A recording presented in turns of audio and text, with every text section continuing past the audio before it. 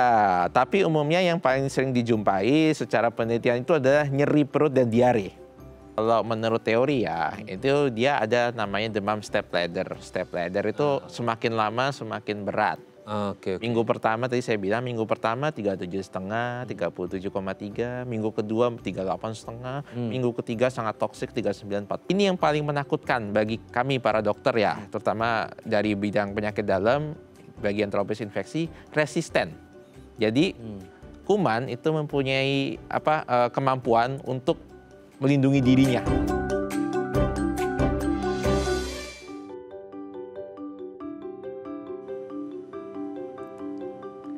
Halo pemirsa, apa kabar Anda hari ini? Senang sekali saya Raden Madliah dapat kembali menemani Anda dalam sebuah program talkshow inspiratif. Ini dia Bincang Sehati. Pemirsa pasti sudah tidak asing lagi ya dengan istilah penyakit yang satu ini, yaitu tifus. Nah, orang tuh banyak yang menganggap sepele atau menyepelekan penyakit ini. Sehingga kadang-kadang kayak ya tidak tertangani dengan baik. Ya kayaknya sih ya, mungkin di pikiran orang itu kayak udah sembuh gitu ya. Tapi kemudian nggak berapa lama kok kambuh lagi, berulang lagi. Nah, bahaya nggak sih kalau terjadi tifus yang berulang? Inilah topik yang kita bahas hari ini. Tapi sebelum bahas itu, kita bahas terlebih dahulu beberapa mitos atau fakta seputar tifus. Nah, untuk membahasnya telah hadir bersama kami di studio Bincang Sehati ada Dr. Gilang Baskara, SPPD, dokter spesialis penyakit dalam dari Rumah Sakit Mitra Keluarga Pratama Jati Asih. Selamat pagi Dr. Gilang, apa kabar dok? Baik. Sehat ya dok ya? Ya, sehat. Oke dok, hari ini kita akan membahas seputar tifus. Ini kan jadi satu penyakit yang mungkin lumayan familiar lah ya. Orang sering dengar lah di telinga masyarakat kita di Indonesia gitu ya. Tapi sebelum bahas tifus yang berulang itu bisa bahaya atau enggak sih? Kan biasanya orang kalau ngomong satu penyakit, penyakitnya aja itu udah berbahaya gitu. Apalagi kalau terjadinya berulang. Tidak hanya ngobatinya dari awal, tapi ada indikasi apa sih ketika tifus itu berulang. Nanti kita bahas di segmen selanjutnya ya. Kita bahas mitos faktanya dulu seputar tifus. Yang pertama adalah, nah ini kayaknya tuh di Indonesia itu sangat kreatif ya. Kalau ngomongin any kind of diseases lah gitu. Maksudnya kayak penyakit apapun gitu ya. Yang ini cocoknya pakai yang ini. Itu semua dari alam gitu ya. Nah kalau ngomongin tifus itu ada salah satu, ini buah ya atau sayur gitu ya. Labu siam itu yang katanya efektif untuk mengatasi tifus. Ya kita ngerti lah ya, makanan, sayuran, buah-buahan itu kan banyak mengandung vitamin, ya nutrisi lah gitu ya untuk kesehatan kita. Tapi kalau hubungan tifus dan labu siam gimana tuh dok? Ya, terkait labu siam sebenarnya sih belum ada bukti secara ilmiah ya bahwa labu siam bisa mengatasi penyakit tifus. Memang kalau di Afrika kan berhubung itu penyakit endemi, salah satunya di negara tropis di Afrika itu ada beberapa tanaman yang secara ilmiah bisa mengurangi sedikit dari jumlah bakteri tifus di pasien. Itu. Cuman sayangnya tidak ada sama sekali yang menyebutkan bahwa labu siam efektif. Itu. Nama jenis-jenis tanamannya itu sayang tidak beredar atau tidak tumbuh di Indonesia sejauh yang saya baca. Itu. Jadi hanya tumbuh di beberapa negara di Afrika gitu ya? Ya. Cuman kalau di Indonesia sendiri belum ada penelitian terkait tanaman atau tumbuhan alami asal Indonesia yang bisa mengatasi dari tifus. Jadi itu mitos. Oke. Mungkin orang ada yang pernah ke Afrika kali ya, terus ngeliat buah ini katanya efektif untuk ya mengurangi sedikit bakteri yang ada pada pasien tifus gitu ya. Dan mungkin dia nggak tahu namanya kali ya dok ya.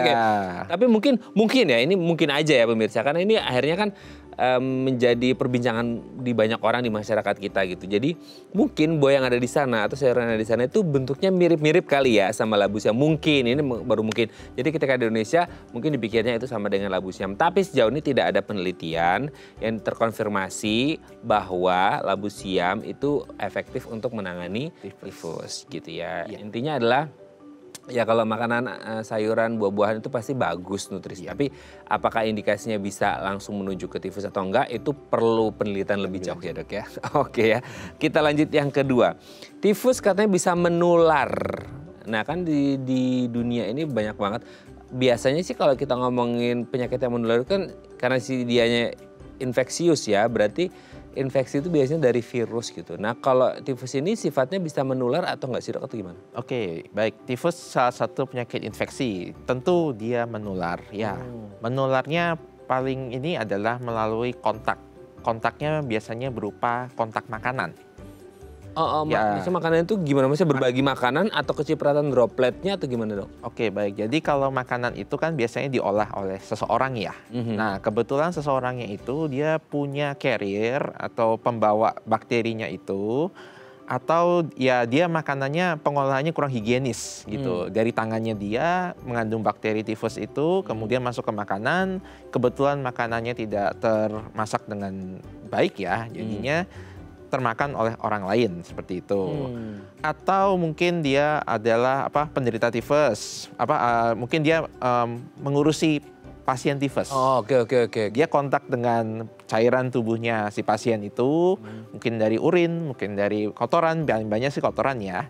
Kemudian ya dia secara ini higiennya kurang, makan jadilah dia menular seperti itu. Penularannya hanya sebatas kontak dari makanan, jadi oral ya jadinya. Jadi kalau semisal nih ada orang yang kita nggak ngerti ya mereka ini punya penyakit tifus atau enggak, terus kita kontak fisik, tapi hanya pegang, maksudnya nggak sampai masuk ke mulut gitu, itu maksudnya nggak. Misal kita pegangan, terus kemudian kita nggak nyentuh mulut kita gitu, itu aman atau gimana, Dok? Aman, hanya kontak sementara saja, misalnya cuma pegang saja terus kemudian dilepas. Kemudian tidak ada kontak makanan ataupun cairan tubuh pasien, itu aman sekali. Aman ya? Iya. Oke. Jadi sifatnya kalau dia sudah masuk ke dalam tubuh lewat mulut ya? Yes. Makanan atau minum. Oke. Kita lanjut yang ketiga. Tifus katanya bisa menyebabkan pendarahan saluran pencernaan. Wih, serem banget, Dok. Ya kalau ngomong tifus itu kan ya, aduh itu gejalanya tuh kayak beragam sih, sebenarnya banyak gitu ya. Nah ini sampai akhirnya pendarahan di saluran pencernaan itu bisakah terjadi? Oke, itu fakta ya. Waduh, serem banget, Dok. Tetapi frekuensinya berhubung kita hidup di zaman sekarang yang penuh dengan alat medis, dokternya juga sudah banyak. Kemudian antibiotik sudah sangat-sangat maju, mudah dicari, tapi harus dengan resep dokter tentunya. Itu menjadi frekuensinya sangat jarang terjadi. Di penelitian pun dibilang beberapa kasus saja, kurang dari 5% pasien itu bisa sampai komplikasi ke pendarahan saluran cerna, seperti itu. Oke, kurang dari 5%, tidak begitu banyak dengan perkembangan teknologi dan ilmu medis pastinya ya. Tapi untuk beberapa case yang tadi yang under 5% itu sendiri, orang-orang seperti apa? Maksudnya adakah riwayat khusus atau memang tifusnya ini lumayan ganas nih orang itu sehingga akhirnya menyebabkan pendarahan di saluran pencernaan, Dok? Baik, jadi kalau tifus sampai pendarahan saluran cerna sudah pasti itu bakterinya dia sudah cukup lama diam di dalam tubuh. Sampai pasiennya umumnya gejalanya demam dulu minggu pertama. Kemudian minggu kedua mulailah fase-fase dia merusak organ sedikit demi sedikit. Terutama ya salah satunya adalah saluran cerna gitu. Bakterinya memang sifatnya cukup invasif ya. Invasif itu dia bisa sampai menembus lapisan dari usus sehingga menyebabkan pendarahan kecil-kecil gitu. Tapi untuk investigasi tentunya kita juga harus singkirkan yang lain-lain gitu loh. Tidak cuma tifus saja yang bisa seperti itu, bisa juga yang lain. Tapi kalau misalnya kita dapatkan memang ini orang pasien sudah pasti tifus, kemudian ditemukan tanda-tanda saluran pencernaannya ada pendarahan, kita bisa curiga itu dari tifusnya. Cuman umumnya dengan antibiotik jelas dia ada perbaikan setelah itu. Nah orang itu bisa tahu kayak terjadinya pendarahan di saluran pencernaan itu biasanya kan itu sifatnya ada di dalam gitu ya, Dok ya. Nah kalau kayak asam lambung sih dia kerasa ya, ada misal heartburn gitu ya, atau kalau kayak tifus gini sendiri ada pendarahan di saluran pencernaan, dia kan mungkin nggak ke atas ya, tapi ke bawahnya kayak ketika kita lagi buang air besar atau itu tuh tandanya dari situ atau gimana tuh? Ya, pendarahan dari tifus itu dia umumnya pendarahan saluran cerna yang di bagian kemungkinan besar paling banyak sih dari bawah ya. Yang case yang ada di jurnal itu dibilang dia keluhannya BAB darah. Kemudian begitu dia lakukan teropong saluran cerna melalui kolonoskopi, didapatkan memang ada bercak-bercak pendarahan, tetapi di bagian usus yang halus gitu loh. Gitu. Sumbernya diperkirakan dari situ. Setelah di kolonoskopi, setelah di CT scan segala, dipastikan pendarahannya dari usus halus. Memang pada teori bakterinya menginvasinya daerah situ. Tapi maksudnya kayak di tubuh orang itu selain kan biasanya orang itu nggak begitu perhatian sama BAB-nya gitu ya, Dok ya. Nah ada nggak sih rasa yang dirasakan ketika itu kan pendarahan di saluran pencernaan itu kan kayak serem banget, Dok, di saluran pencernaan kan untuk ngolah apa yang kita makan gitu, itu ada pendarahan, ada kerasa nggak sih, maksudnya ada apa gitu? Biasanya sih nyeri perut dulu, kemudian diikuti diare, diarenya tidak kunjung selesai. Kadang-kadang pasiennya pun menyadari ada darah di kotorannya, di WC-nya. Seperti itu, yang biasanya kelihatan secara makro ya. Atau kalau pas dia masuk ke rumah sakit, kita periksa, loh kenapa kok kadar sel darah merahnya turun terus-terusan, pasiennya masih diare gitu. Baru kita curiga seperti itu. Ih, serem banget ya dok, saluran pencernaan. Ya, cuman sayang jarang itu. Oh jarang ya, Jarang di bawah 5% ya. Yes. Untuk case-case khusus mungkin orang-orangnya yang ya dari riwayat tertentu atau kondisinya memang memungkinkan seperti itu. Oke, kita lanjut yang keempat. Nah, wah ini bisa ganggu saluran pernapasan juga nih atau gimana? Mungkin kan selama ini kita kepikirnya kalau barusan kita ngomong saluran pencernaan, sekarang saluran pernapasan itu kan sebelah-sebelahan ya dok ya, mas kayak deketan. Itu ada hubungannya nggak sih dok? Oke, pada tifus memang ada salah satu manifestasi klinis atau gejala, memang ada orang batuk ya. Batuknya bisa kering, bisa berdahak. Nah, komplikasinya pun salah satunya ada yang ke paru. Ditemukan, tapi sama seperti saluran pencernaan, agak jarang kasusnya sampai terjadi infeksi paru. Gitu. Nah, pada infeksi paru sama tadi kurang dari 5% juga. Ada kasusnya, cuman sangat jarang. Gitu. Apakah itu maksudnya yang rentan mengalami itu orang yang punya riwayat dengan paru-parunya? Maksudnya kayak untuk mereka yang ya nggak ngerti ya, entah merokok lah dengan kondisi tersebut gitu ya. Merokok terus kemudian tifus ya bisa jadi paru-parunya bisa kena, maksudnya pernapasannya bisa kena, atau dengan ya orang-orang dengan riwayat gangguan di paru dok gitu. Kalau pada kasus yang pernah saya baca itu, dia umumnya usia muda dan tidak ada faktor resiko ya. Rokok dan sebagainya. Kemudian tahu-tahu pas diperiksa, loh kenapa ada infeksi saluran napas gitu. Begitu diperiksa secara menyeluruh, ketahuan di darahnya itu ada Salmonella typhi-nya itu. Bakteri typhusnya itu. Seperti itu. Diobati sebagai typhus, membaik gitu. Dan ya umumnya apakah bisa kena pada orang yang sering merokok ataupun punya saluran pernapasan, bisa saja terjadi gitu. Malah mungkin lebih sering ya. Lebih berisiko ya? Iya, sangat berisiko. Sangat berisiko. Oke, kita lanjut yang terakhir ya. Makan mie instan berlebihan katanya bisa menyebabkan tifus. Ini kan jadi salah satu andalan makanan di akhir bulan. Untuk anak kosan biasanya gitu ya. Banyak juga yang suka sama mie instan gitu kan. Ya masalahnya kan sekarang di mie instannya kah gitu ya. Di kandungannya maksudnya, atau di cara pengolahannya, atau bisa jadi kondisi orang ini tanpa makan mie instan mungkin akan tetap kena tifus gitu. Nah, ada nggak sih hubungan antara tifus dan pola konsumsi orang yang mungkin rutin mengonsumsi mie instan tuh dok?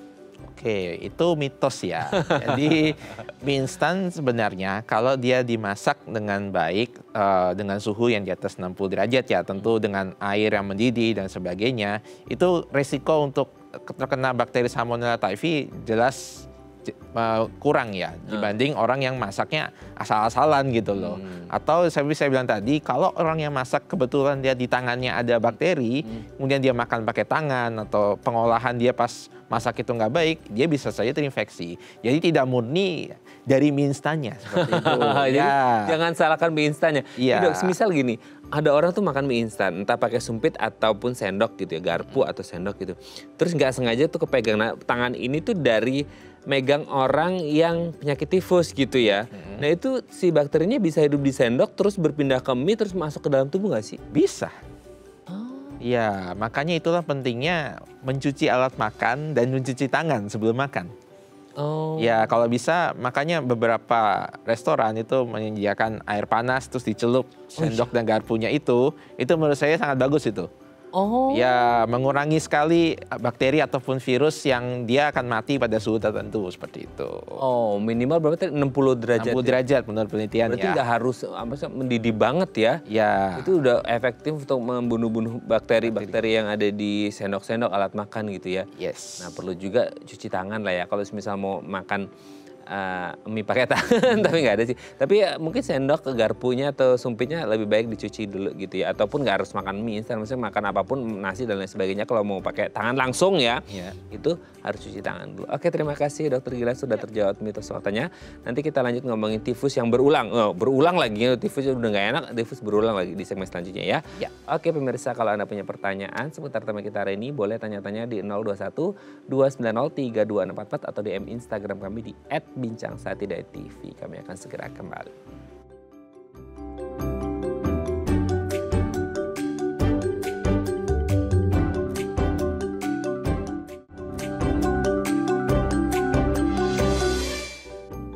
Baik, Anda masih bersama kami di Bincang Sehati dan kita masih membahas tema kita hari ini seputar waspada tifus berulang. Kalau Anda punya pertanyaan seputar tema kita hari ini, boleh tanya-tanya di 02129032644 atau di Instagram kami di @bincangsaati.tv. Kita masih bersama dengan Dr. Gilang Baskara, SPPD, dokter spesialis penyakit dalam dari Rumah Sakit Mitra Keluarga Pratama Jati Asih. Oke dok, kita lanjut lagi dok.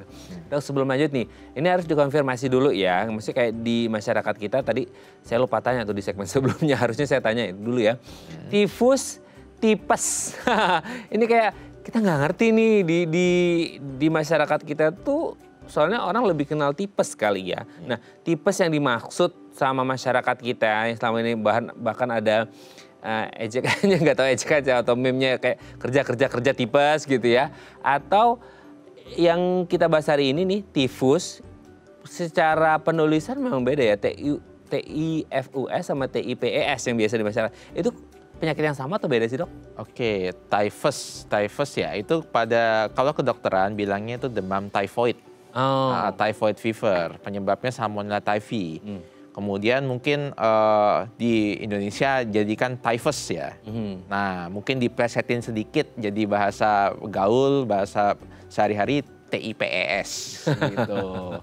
Cuman ya itu menjadi ya penyakit yang sebenarnya di Asia Tenggara itu menjadi penyakit yang menurut saya cukup banyak ditemukan ya. Gak cuma di Indonesia gitu. Ya. Kenapa di Asia Tenggara dok? Maksudnya kayak secara iklim kan di Asia Tenggara sama lah ya, tropis subtropis itu berarti ada hubungannya bahwa penyakit ini tuh lebih banyak ada di negara-negara dengan kondisi iklim suhu cuaca kayak gitu atau gimana? Oh ya, jadi kalau untuk penyakit tropis atau infeksi itu memang kita tuh rajanya ya, salah satunya ya. Selain kenapa jadi raja untuk penyakit dari benua Afrika ya gitu. Karena mungkin pada suhu tertentu dan kebiasaan hidup masyarakatnya itu memang dia cenderung lebih senang di situ gitu loh. Bakterinya dan mudah menyebar. Gitu.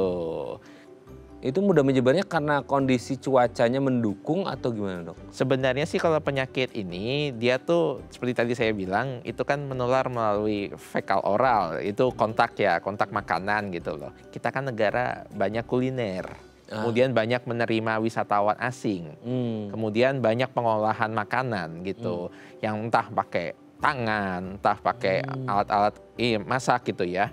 Itu mungkin dia menjadinya gampang kena antar orang gitu loh. Satu orang kena, ada carrier-nya, kemudian dia bisa menularkan ke orang lain gitu. Makanya bakterinya tuh terus ininya. Atau mungkin beberapa ini sanitasinya kurang bersih terhadap air gitu loh. Terus mungkin ya bukan gimana, kecenderungan ininya ya, gaya hidup masyarakatnya ya gitu. Cuci tangan kurang dan sebagainya, itu menjadi lebih mudah terkena gitu. Intinya kebersihan ya. Yes. Kebersihan itu dan sanitasi itu penting banget gitu ya. Jadi kalau lagi makan, ya mau makan itu kalau emang bener-bener pakai bare hands ya, maksudnya tangan langsung, bukan pakai sendok gitu ya. Pakai sendok juga kan pakai tangan ya gitu. Maksudnya tangan langsung gitu. Itu harus cuci benar-benar bersih. Yes. Gitu ya. Jadi harus pakai sabun atau kalau nggak ada sabun, worst-nya adalah pakai hand sanitizer gitu ya dok ya, untuk menghilangkan si bakteri-bakteri ini.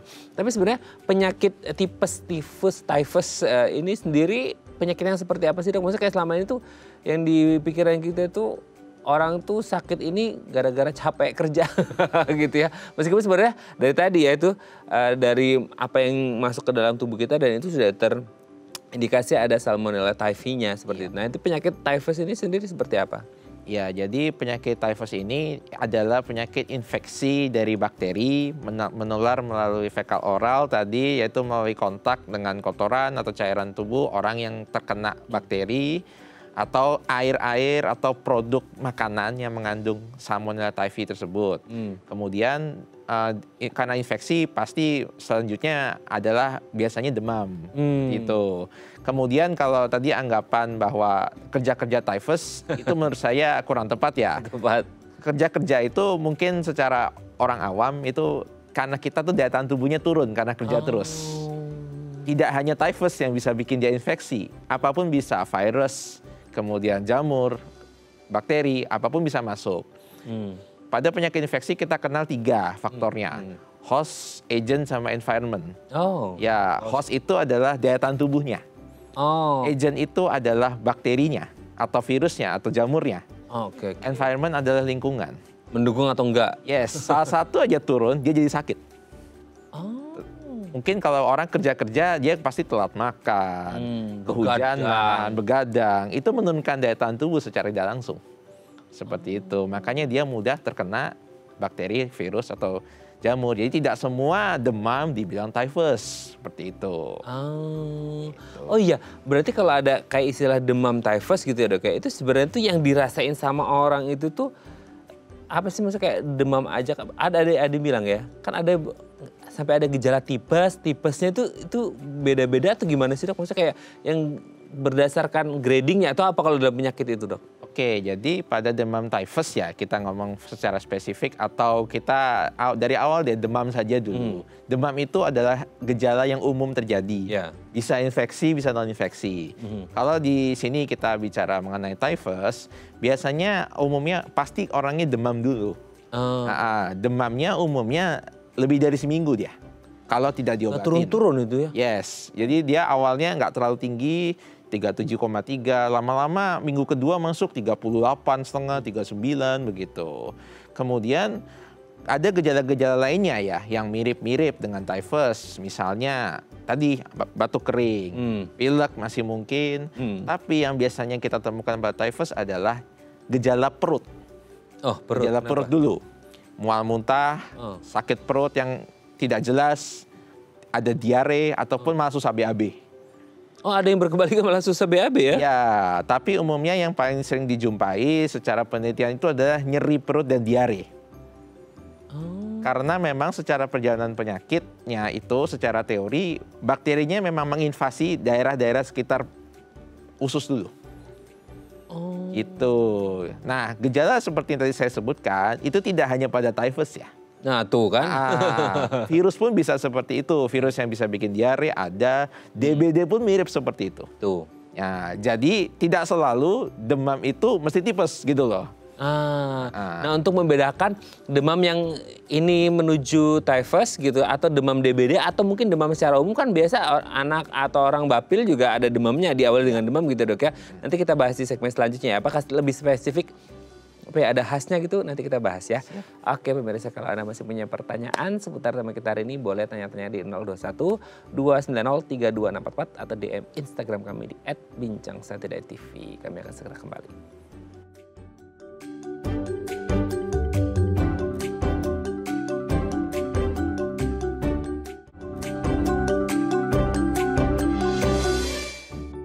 Baik, karena masih bersama kami di Bincang Sati dan kita masih membahas tema kita hari ini seputar waspada tifus berulang. Kalau Anda punya pertanyaan seputar tema kita hari ini, boleh tanya-tanya di 021 290 3244 atau DM Instagram kami di @bincangSati.tv. Kita masih bersama dengan Dr. Gilang Baskara SPPD, dokter spesialis penyakit dalam dari Rumah Sakit Mitra Keluarga Pratama Jati Asih. Oke dok, kita lanjut lagi. Yang tadi ya sempat kepotong sebelum kita break gitu. Ya ini dok, kadang-kadang tuh ya nggak hanya ngomongin typhus saja di dalam, maksudnya kayak banyak banget tuh penyakit di dunia itu yang gejalanya itu serupa gitu ya. Jadi orang tuh agak bias, agak nyaru lah gitu ya gejalanya, sehingga orang kayak waduh kalau simptomnya kayak gini tuh sebenarnya penyakit A, B, C, D, E itu bisa jadi sama gitu ya. Nah kalau khusus untuk typhus ini sendiri demamnya itu khas nggak sih? Kan ada demam tuh penyakit yang awalnya tinggi terus rendah terus tinggi lagi, misal kayak DB gitu ya dan lain sebagainya. Nah kalau yang si typhus ini ada khasnya nggak sih demamnya tuh maksudnya secara progresif atau bisa naik turun atau gimana tuh dok? Ya baik, pada demam typhus kalau menurut teori ya itu dia ada namanya demam step ladder. Step ladder itu semakin lama semakin berat. Oke. Minggu pertama tadi saya bilang minggu pertama 37,5, 37,3, minggu kedua 38,5, minggu ketiga sangat toksik 39, 40. Cuma itu saya jarang dapatkan ya gitu loh pada pasien-pasien. Biasanya yang saya curigai typhus itu kalau demam lebih dari 1 minggu, disertai gejala nyeri perut yang tidak bisa dijelaskan sebelumnya, bukan mah dan sebagainya, ada diare atau malah sangat susah BAB, kemudian disertai dengan pengobatan paracetamol, kemudian obat-obatan yang ada di over the counter ya, maksudnya yang bisa dibeli di supermarket dan sebagainya itu tidak hilang sama sekali. Gitu. Biasanya tuh baru kita curigai ke arah typhus. Nah itu butuh diagnosis lebih lanjut. Nah kan biasa gini dok, kan masalahnya itu kita tuh banyak warung-warung ya, obat warung yang bisa dibeli secara bebas. Nggak hanya di warung sih dok, kadang-kadang tuh di apotek juga orang bisa beli paracetamol kayak dengan sangat bebas gitu ya. Nah semisal nih, karena sifatnya nyaru tadi ya, bias dengan beberapa penyakit yang lain, pikirnya mungkin demam bapil biasa gitu ya. Bisa nggak sih ketika diobatin pakai obat warung itu gitu yang ada paracetamolnya di dalamnya kandungannya, itu dia tuh panasnya tuh demamnya bisa turun sebentar gitu atau bertahan? Kan tadi standarnya kayak dokter kan seminggu tuh demam seminggu udah dicurigain nih pasti ke typhus. Nah kalau dia makan atau minum obat warung itu dia demamnya gimana? Maksudnya naik turun kayak abis minum ada efek dari paracetamolnya dia turun, itu naik lagi atau gimana? Oke, kalau misalnya kita asumsikan nih demam yang tidak berbahaya ya. Demam yang tidak berbahaya itu biasanya paling banyak virus penyebabnya. Pada virus intinya ya beberapa virus seperti influenza, parainfluenza dan sebagainya tuh ada yang dia membaik sendiri dengan daya tahan tubuhnya si penderita itu. Oh, self-limiting disease itu ya? Yes, self-limiting disease. Misalnya kayak influenza, paling kan demam 1-2 hari, minum paracetamol, membaik, hilang habis itu. Nah, saran kami biasanya dari para tenaga medis, kalau demam 3 hari tidak ada penurunan sama sekali dengan obat paracetamol, disertai gejala-gejala yang membuat dia susah makan dan sebagainya, itu lebih bagus diperiksakan. Seperti itu. Oh. Ya, itu berarti kasusnya, infeksinya ini tidak simple. Oh makanya dulu saya jadi ingat tuh dok, biasanya dulu kayak ada generasi 90-an ya, itu paham banget loh ada info tentang tentang iklan tentang obat gitu ya, di akhirnya itu selalu jika sakit berlanjut hubungi dokter. Biasanya 3 hari itu ya, itu karena mungkin bukan penyebab biasa gitu ya. Oh oke. Jadi dia akan terus berlanjut lebih dari 3 hari dan bisa jadi kayak tadi standarnya dokter bilang, oh seminggu nih demamnya nggak turun-turun, berarti ini indikasinya ke typhus gitu ya. Mungkin. Tapi sebenarnya gini dok, kayak bakteri itu tuh dia bertahan di makanan gini, kan satu dari makanan gitu ya. Itu tuh dia bisa bertahan di makanan itu hidup. Maksudnya kayak semisal nih orang lagi pegang nggak sengaja gitu ya dari pasien gitu. Terus kepegang di makanannya gitu. Kayak makan apa, makanannya nggak langsung dimakan gitu. Mungkin karena dia ya makanan kering atau apa gitu. Kan biasa kalau orang lebaran atau apa kan pegang-pegang gitu ya dok ya. Tapi nggak jadi dimakan atau karena makanannya yang lain tapi kepegangnya ini juga kepegang gitu. Itu bisa bertahan berapa lama sih dok? Sehingga akhirnya nanti kalau dimakan itu bisa juga kena typhus gitu. Itu bisa nggak terjadi nggak? Bisa terjadi. Jadi bakteri Salmonella typhi ini dia bisa bertahan pada makanan. Ataupun air aja dia bisa bertahan. Gitu? Ya, pada suhu tertentu tadi saya bilang 60 derajat biasanya menurut beberapa penelitian ya. Itu dia baru lisis atau mati. Ingat, jadi dia tuh bisa sangat-sangat bertahan di dalam suhu tertentu. Begitu dimakan seseorang, nah jadilah itu dia bakterinya masuk ke dalam badan. Oh, tapi gini dok, itu kadang-kadang saya kepikiran, nah bakteri-bakteri itu oke lah, kalau misal dia itu di tubuh seseorang ya memang lagi sakit typhus gitu ya. Tapi sebenarnya kalau di alam bebas seperti ini, itu biasanya si bakteri ini ada nggak sih berkeliaran, entah nempel di benda apa atau dia apa ya, mungkin airborne gitu, ada nggak sih dok? Oh kalau di pasien kan memang ada gitu, tapi kalau di alam bebas itu gimana dok? Sebenarnya bakterinya itu dia kontaminasi dulu ya, ke daging, ke telur, Oh. Kemudian ke makanan-makanan, di air, sayur, dia bisa bertahan di situ. Tapi kalau misalnya di jok dan sebagainya, tergantung ya, joknya kena muntahan orang typhus, kalau kena cairan tubuhnya entah kencing, entah kotoran, dia bisa di situ juga gitu loh. Makanya itulah pentingnya orang yang mengurus typhus pun dia juga harus, kalau misalnya ada gejala, curigain ke situ gitu. Kan sekarang tuh banyak dok ya, orang lagi mukbang tuh dok. Mukbang itu ada juga yang makannya raw food ya dok ya. Raw food. Makanan-makanan mentah gitu ya. Nasi ditampur telur yang baru dipecahin, nggak ngerti itu telurnya udah dicuci atau belum. Dan beberapa makanan yang lain deh, yang itu bener-bener kayak belum boiled lah, belum direbus atau belum masak gitu. Itu tuh berarti rentan dong. Resiko. Oh. Resiko tinggi. Oke. Berarti memang itu bisa bertahan di makanan itu dan akhirnya masuk ke dalam tubuh dan bisa menyebabkan. Bisa. Itu bisa ngefeknya berapa lama sih dok setelah ada bakteri itu masuk ke dalam tubuh? Itu masa inkubasinya lah ya gitu. Itu bisa berapa lama baru muncul gitu? Oke, kalau masa inkubasi berbagai sumber itu agak berbeda-beda. Cuman rata-rata mereka mencantumkan tuh 6 sampai 30 hari.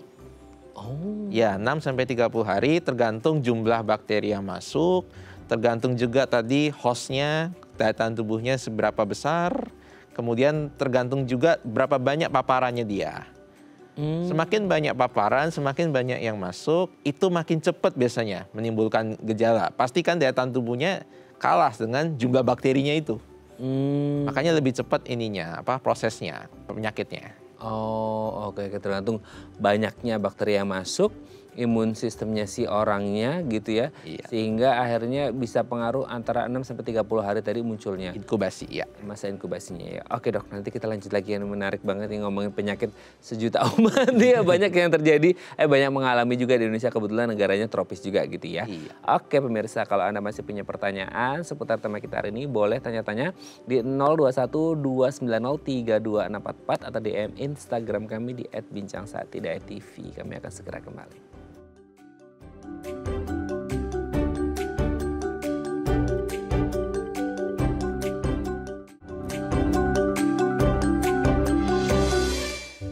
Baik, Anda masih bersama kami di Bincang Sehati dan kita masih membahas tema kita hari ini seputar waspada tifus berulang. Kalau Anda masih punya pertanyaan, monggo lo boleh tanya-tanya di 021 290 32644 atau DM Instagram kami di @bincangsaati.tv. Kita masih bersama dengan Dr. Gilang Baskara, SPPD, dokter spesialis penyakit dalam dari Rumah Sakit Mitra Keluarga Pratama Jati Asih. Oke dok, kita lanjut lagi.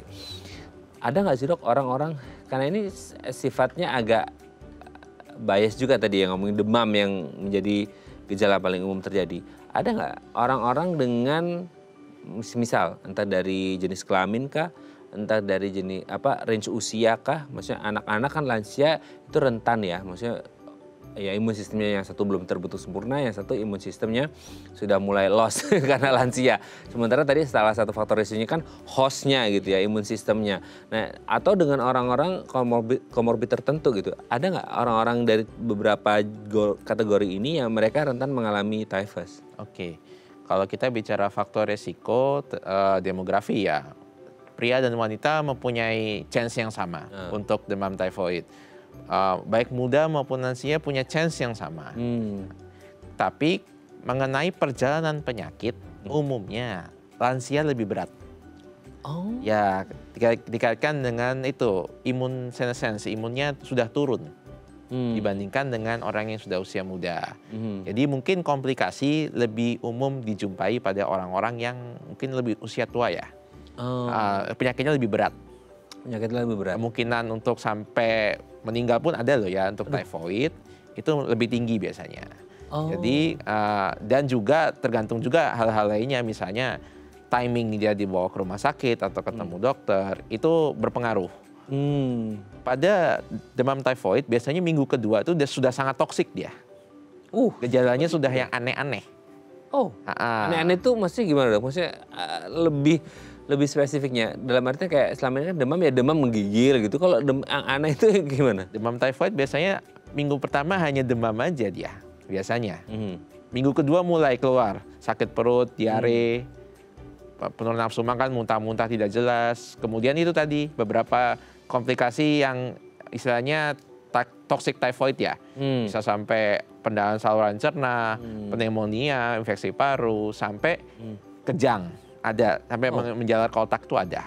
Wih, serem banget tuh sampai ke otak. Ya, cuman tadi saya bilang kasusnya jarang. Kasusnya jarang. Berhubung kita sudah cukup advance di bidang medis gitu. Nah, oke, kalau lansia menjadi salah satu orang atau kategori yang rentan mengalami ini dengan efeknya lebih buruk gitu ya. Berarti kalau kita samakan dengan tema kita hari ini, mereka juga termasuk orang-orang yang mungkin setelah pengobatan mereka bisa berulang lagi tifusnya nggak sih? Maksudnya sebahaya apa sih tifus yang berulang itu, entah ya nggak hanya di lansia ya, mungkin di segala macam range usia gitu. Ya baik, kalau tifus berulang itu biasanya kita kaitkan dengan resistensi antibiotik. Itu baru kita bahas tadi dong selama break ya. Jadi antibiotiknya kebal terhadap, kumannya si kuman kebal terhadap antibiotik tersebut. Gitu. Antibiotik yang kita gunakan itu beberapa, ada kan orang-orang yang beli antibiotik sendiri, tidak pakai resep dokter.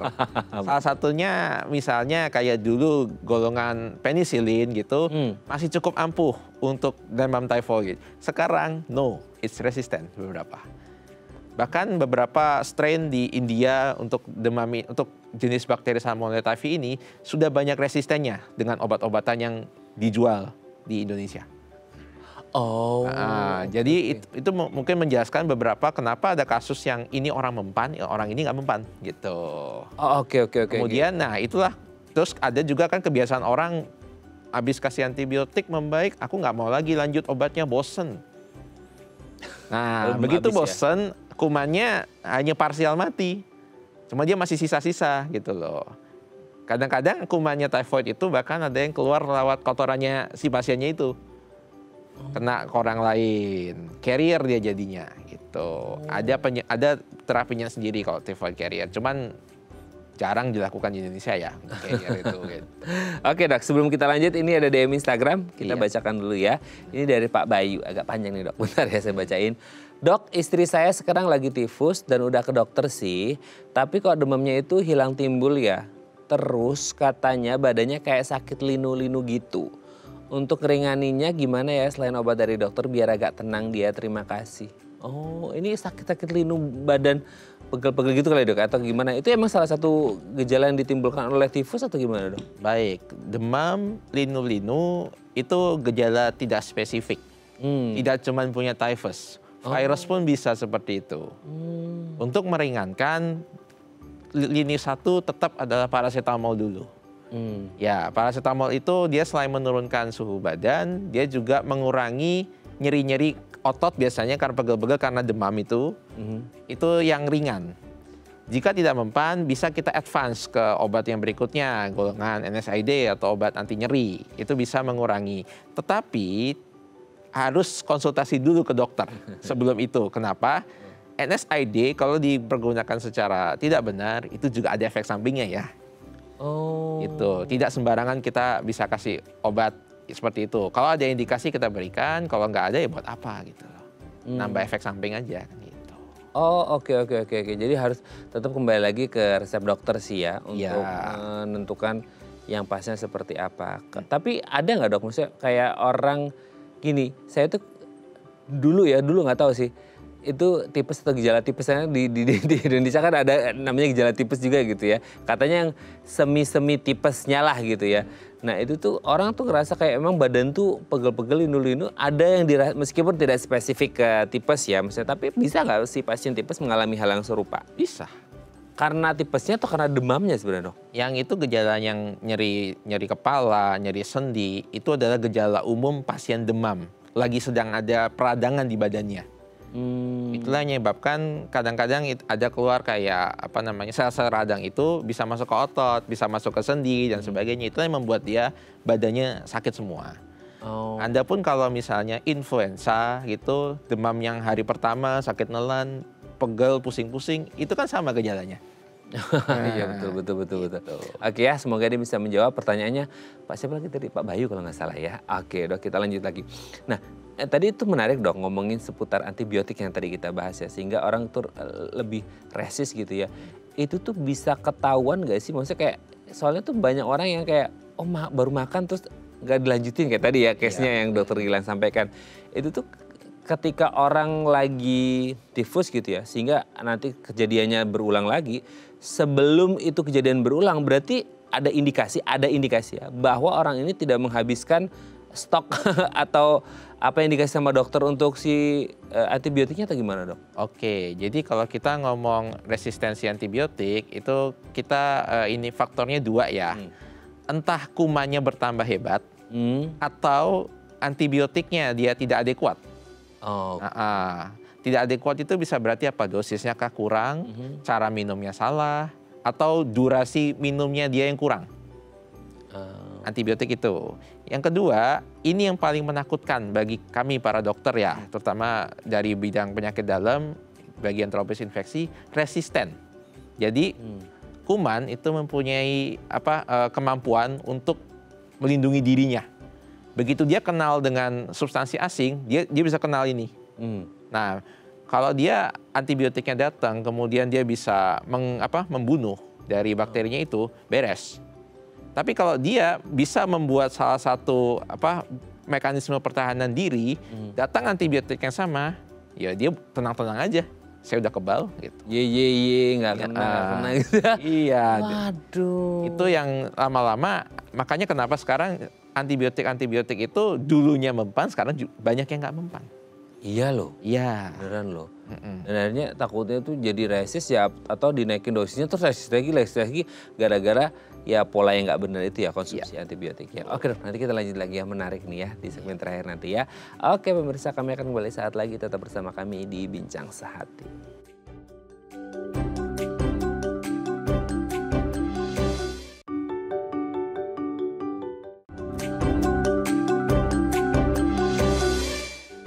Baik, masih bersama kami di Bincang Sehati dan kita masih membahas tema kita hari ini seputar waspada tifus berulang. Masih bersama dengan Dr. Gilang Baskara SPPD, dokter spesialis penyakit dalam dari Rumah Sakit Mitra Keluarga Pratama Jati Asih.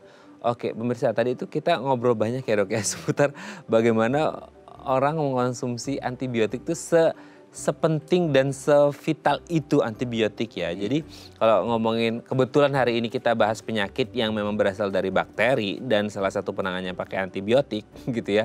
Meskipun sekarang kemarin waktu COVID ada salah kaprah ya Dok ya, banyak orang mengatasi COVID pakai antibiotik gitu ya. Nah, itu juga harusnya bisa berbahaya juga gitu ya. Itu kan menyebabkan resist. Nah, sekarang kalau untuk pengobatan tifus, apalagi untuk tifus yang berulang-ulang, berarti kan ada masalah di dosis antibiotik sebelumnya, entah ya dari tadi frekuensinya, dosisnya dan lain sebagainya. Nah itu penanganannya gimana kalau untuk yang berulang? Karena kan pasti ada sejarah, setelah di anamnesis ternyata kemarin antibiotiknya nggak dihabisin tuh Dok. Gimana tuh Dok?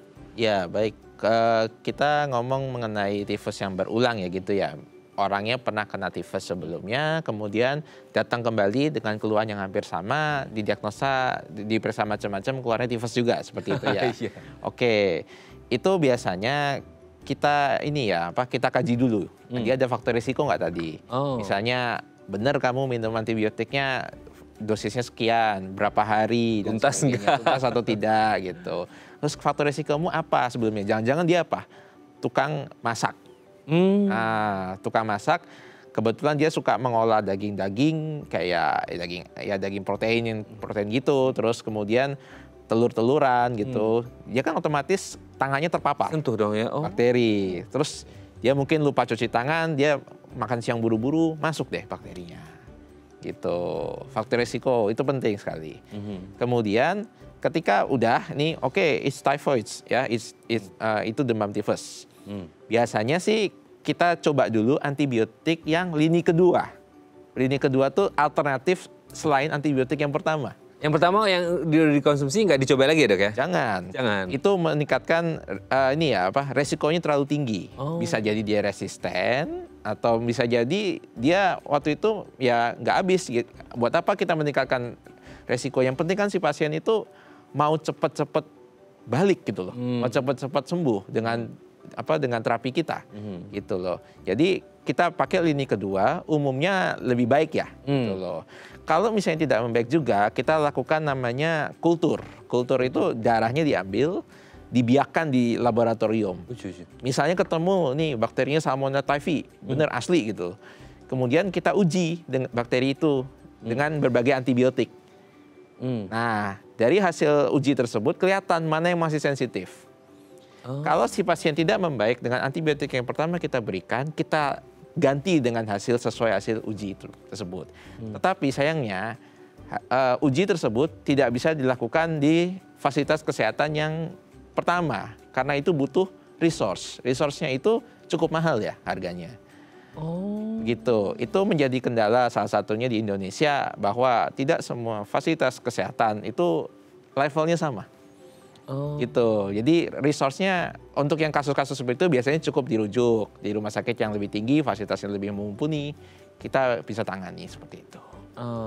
Lalu kalau akhirnya belum ada fasilitas itu, apa yang harus dilakukan? Maksudnya kayak tetap kan mungkin di para dokter udah tahu ya, maksudnya kayak oh ini antibiotik level pertama, terus ini level layer kedua, layer ketiga itu bisa langsung diberikan atau gimana dok? Kalau memang fasilitas tidak mencukupi, kita let's try, empirik namanya, terapi empiris. Empiris itu asumsi seperti ini kita kasih dulu.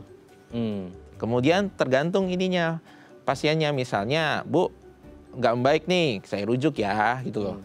Daripada tidak ada ini sama sekali, gitu, tidak ada penanganan sama sekali. Kalaupun tidak bisa, ya sudah, let's try dengan ya harapan semoga membaik gitu. Nah, tapi tipes itu bisa tembuh total nggak sih dok? Sembuh total bisa. Bakterinya itu cukup antibiotik sekarang, zaman sekarang itu sangat banyak ya ininya. Bahkan penelitian pun sudah sangat banyak. Antibiotik ini mempan, antibiotik ini mempan. Makanya itu beberapa dibuatkan panduan antibiotik dari demam-demam, salah satunya demam tifoid itu. Oke, jadi intinya adalah kalau diresepin sama dokter dihabisin, jangan jumawa ya dok kayak udah enak nih gitu, nggak perlu dihabisin. Apalagi biasanya tuh salah satu yang agak banyak itu ketika diresepin dokter tuh antibiotik ya dok. Ya, itu yang Bisa paling agak banyak tuh antibiotik, mungkin orang kayak ngerasa udah selesai, atau mungkin yang obat yang lainnya itu udah selesai, udah habis. Sementara sisa antibiotiknya itu tetap harus dihabiskan. Dan kalau bisa tadi ya kita ngomongin mungkin banyak yang dijual bebas di pasaran, itu kalau bisa jangan dulu, harus pakai resep dokter. Ya. Oke, terima kasih Dokter Gilang, ini semoga menjadi pembelajaran kita bersama ketika orang mengalami tipes, karena kebetulan ini juga penyakit yang banyak diderita oleh banyak orang ya dok ya. Karena ya tadi mungkin hostnya juga, mungkin agentnya juga, atau environmentnya juga. Terima kasih dok, sehat terus, salam untuk keluarga di rumah dan teman-teman di Rumah Sakit Mitra Keluarga Pratama Jati Asih. Selamat pagi dok. Oke pemirsa, itu tadi perbincangan kita dengan Dokter Gilang, semoga bermanfaat ya, dan jangan lupa untuk terus menyaksikan konten-konten inspiratif kami di platform The iPlus. Saya Raden Matias pamit, sampai jumpa dan selamat kembali beraktivitas di hari Senin yang indah ini. Ingat jaga kebersihan Anda, kalau mau makan cuci tangan dulu, cuci sendok dulu supaya nggak mengalami tifus. Sampai jumpa.